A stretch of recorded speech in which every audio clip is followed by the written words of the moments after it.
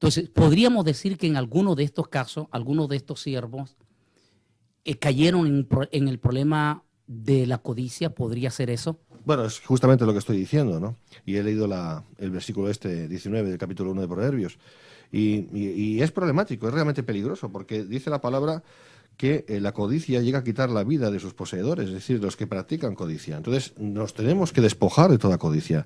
Tenemos que entender que la iglesia que pastoreamos no es nuestra, es del Señor. A todos los niveles, 100% es así. Nosotros somos responsables de lo que Dios ha depositado en nuestras manos, pero la iglesia, la congregación, la gente es de Dios. Si nosotros asumimos una responsabilidad que no nos pertoca, si nosotros entramos en maneras de codicia, en maneras de ambición, el enemigo va a tomar ventaja. Y G12 justamente apela mucho a la carne y al ego en ese sentido. Y apela mucho al corazón codicioso de las personas, de los pastores en este caso, yo también pastor. ¿No? Ahí tenemos que cuidarnos mucho, porque es muy fácil decir, no, mira, vamos a adoptar o adaptar cualquier modelo G12, por ejemplo, ¿con qué fin? Con el fin de crecer, porque eso es el éxito. La clave del éxito está en el crecimiento numérico, pero no es cierto eso. Porque la misma Iglesia Católica, cuando se formó, ¿cómo se formó? De cualquier manera. Constantino, el emperador Constantino, fue el que dispuso que el Imperio Romano fuera cristiano, entre comillas, cristiano, ¿no? Y él era un pagano. Pero él vio la estrategia ahí para conseguir tener control sobre los cristianos. Y eso fue el diablo ahí inspirando. Entonces, ¿qué pasó? Que las iglesias se llenaron de gente, de todo tipo de gente. Y el mismo Agustín de Hipona nos enseña, nos dice, nos relata que en las iglesias entraba todo tipo de personas, porque se cambió la adoración de dirigirla al César y a los ídolos romanos, a los falsos dioses romanos, dirigirla a Jesucristo, pero de la manera católico-romana como conocemos hoy. Entonces ahí el diablo no tiene ningún problema en hacer estas cosas, porque él se sabe disfrazar como ángel de luz justamente para engañar incluso a los más avispados ministros del Señor, si es que nos dejamos llevar por la codicia y por la ambición. Hablemos un poco, Miguel, sobre los encuentros. Hablemos de los encuentros, que es donde se puede poner la brasa. Una serie de cosas que rodean en este misterio de los encuentros. Algunos alegan enormemente que no es cierto lo que nosotros estamos diciendo sobre algunas cosas, sobre las cosas que se practican en los encuentros. Muchísima gente dice que en los encuentros conocieron a Cristo. Pero haciendo una evaluación, nos damos cuenta, número uno, que el 98% de los que van a los encuentros son evangélicos, miembros de diferentes iglesias que han sido bautizados. Algunos tienen 5, 10, 15 y 20 años de ser evangélicos. Y después vienen hablando maravilla de los encuentros e inclusive diciendo que ellos conocieron a Jesús en los encuentros y por lo tanto los encuentros no es tan malo como nosotros queremos hacerlo creer, dicen algunos que nos han mandado nota. Entonces, por favor, comencemos a analizar el asunto de los encuentros. Es que el diablo es muy astuto, es muy sagaz y muy astuto y sabe muy bien cómo engañar y sobre todo si somos incautos, ¿no? Pero mira, yo antes de nada voy a relatar en cuanto al veredicto de las Asambleas de Dios de Portugal, país de Portugal, respecto de los G12, porque ellos rechazaron de pleno y de plano el G12, justamente por lo que realmente se realiza en los encuentros. Ellos, conociendo la premisa siguiente que yo voy a comentar ahora, ellos por esa premisa decidieron dejar de lado, absolutamente dejar atrás el G12, porque en la enseñanza del G12 se dice, toda la vida cristiana hasta el encuentro no tiene validez. Solo a partir del encuentro es que se comienza a vivir en la verdadera dimensión del espíritu. Claro, esto no es bíblico. En otras palabras, que si uno ha sido cristiano, llega al encuentro y tiene que renunciar a su fe, tiene que renunciar a todo, a lo bueno y a lo malo.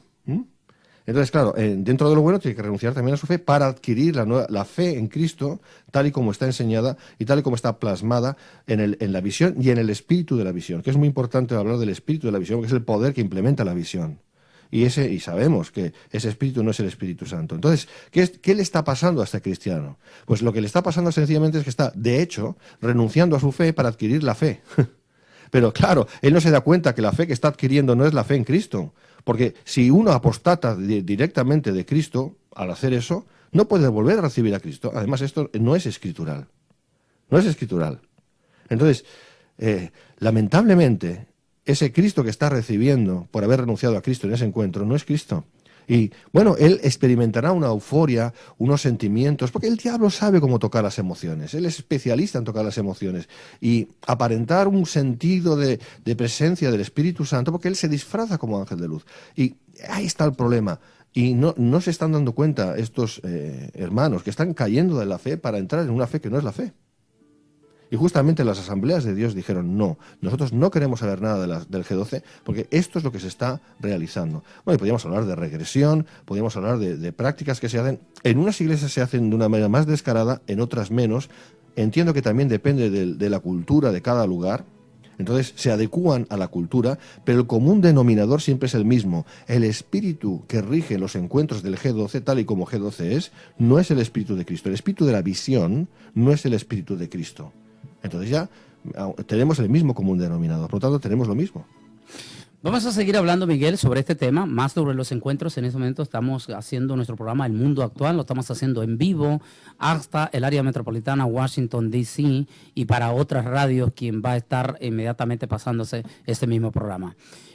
También queremos decir a nuestra audiencia que tanto el programa de la semana pasada, que empezamos a abordar este tema, como el de hoy está siendo grabado aquí en nuestra oficina para que en este momento, si alguno necesita una copia, solo llame de inmediato a nuestro número telefónico que a continuación le doy y solicite la conferencia del martes pasado y la de hoy. Y el teléfono es 956-702-1364. 956 es el área, el teléfono es 702-1364. Llame en este momento y con gusto le atenderemos y solicite de inmediato esta conferencia que estamos grabando. Miguel, en esto creo que tienes unas notas tienes unas notas muy específicas en este momento sobre los encuentros, las reglas de estos encuentros. Vamos a entrar sobre esas reglas de esos encuentros porque, como te dije, hay algunos pastores que dicen que los encuentros no se hacen nada malo de lo que se dice ahí. Inclusive aquí tenemos un programa de uno de los encuentros. Analízanos, danos lo que tienes escrito y hablemos un poquito, empecemos a compenetrarnos en este tema de los encuentros. Vamos a ver, partimos de la base de que hay un manual del encuentro. Bien, si hay un manual del encuentro es que hay una ordenanza sobre cómo se deben de realizar esos, digamos, pretendidos encuentros con Cristo. Bien, que no lo son, porque sabemos que no lo son. Sabemos que hay toda una organización perfectamente diseñada. Y sabemos que eso emana no solo del espíritu, sino también de la doctrina del Opus Dei, porque es exactamente el mismo sistema, y del jesuitismo de siempre. Bien, entonces... hagamos una pausa, vamos con la respuesta. Vas a venir a leer algo sobre lo que tienes escrito sobre los encuentros. Mientras también dejamos una pregunta que nos están haciendo vía teléfono en este momento, y la pregunta es, ¿qué es el G12 y de dónde nace? Ya lo hemos mencionado en otra ocasión. E inmediatamente, después que vengamos con nuestros patrocinadores, después de nuestros patrocinadores, que son nuestros hermanos preciosos que hacen posible llegar este programa a toda el área metropolitana, después de esa bendición de nuestros patrocinadores, vamos a venir a dar un poquito más de información sobre dónde nace el G12 y entramos a contestar los artículos que tiene y a compenetrarnos sobre los encuentros. Por favor, inmediatamente después de nuestros patrocinadores. Que Dios les bendiga y vamos con nuestros patrocinadores. Bien, Miguel, estamos de nuevo. Estamos aquí y había una pregunta que nos habían hecho por vía teléfono. Que explicáramos, aunque ya lo habíamos hecho, qué es el gobierno de los 12, que es lo que significa G12, y de dónde nace. Brevemente, en cortas palabras. Brevemente, bueno, mira, el mismo César Castellanos dice que tuvo una experiencia mística en la playa, cuando él dice que estaba pues ahí tomando el sol, me imagino que porque eso es lo que se hace en la playa, entonces él lo dice, o sea, que no es una cosa aquí. Y él dice, clamé al Señor, Señor, necesito algo que pueda acelerar el crecimiento de la congregación.